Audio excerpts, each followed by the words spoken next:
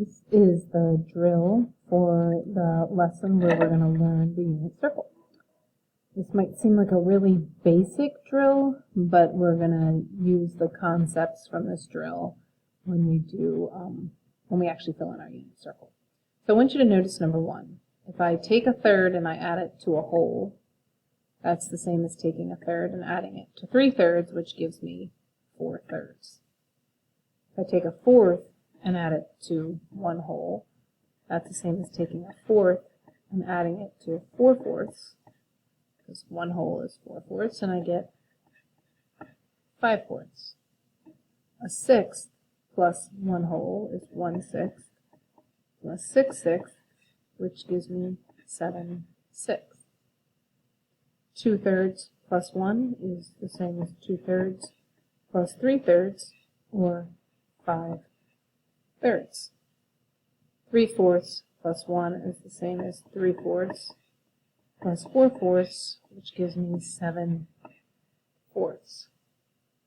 5/6 plus 1 is the same as 5/6 plus 6/6, which is 11/6.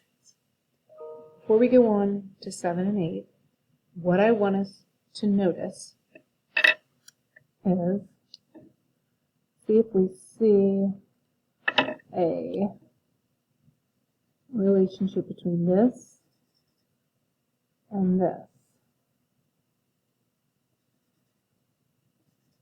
So when I add a whole to it, 6 plus a whole, and I get this.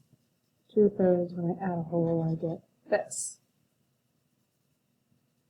I want to see if you notice a pattern. When I take a third and I add a whole, I get 4/3. 1 plus 3 is 4/3. A fourth and a whole, 1 plus 4 is 5/4. 1/6 plus a whole, add the 1 and the 6, I get 7/6. 2/3 would be then 5/3. 3/4 plus a whole would be 7/4.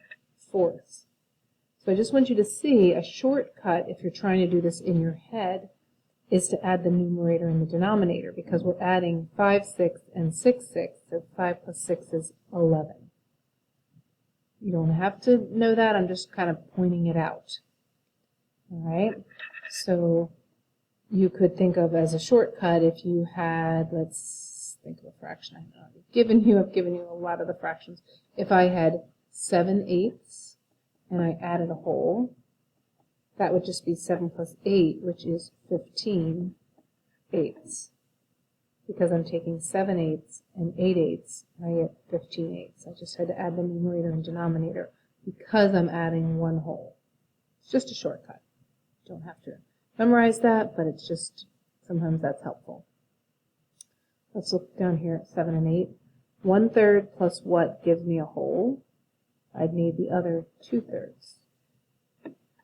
1/4 plus the other 3/4 would give me one whole.